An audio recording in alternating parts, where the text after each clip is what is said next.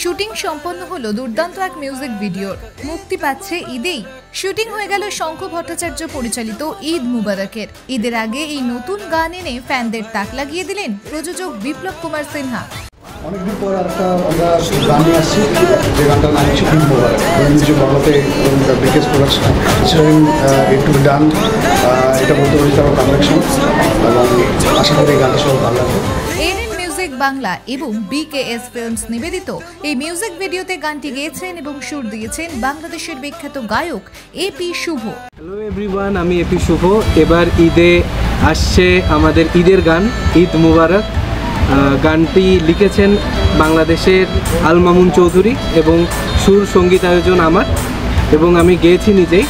গানটিতে থাকছেন আমাদের খুব পছন্দের বিপ্লব সিনহা দাদা।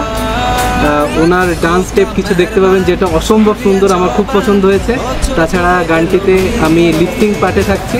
আশা করছি গানটি আপনাদের খুব ভালো লাগবে। এবং গানটি লিখেছেন আল মামুন চৌধুরী।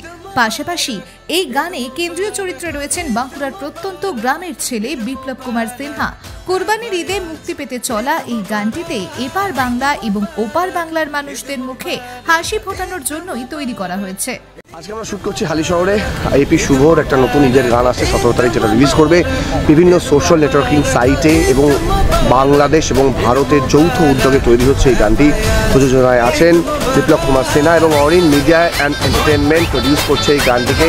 এপি শুভ স্বয়ং এসে আমাদের ইন্ডিয়াতে শ্যুট করে গেছে। একটা সুন্দর গানে আমরা শ্যুট করছি, অসাধারণ একটা গান। এই গানটাতে এত সুন্দর একটা ভাইব আছে।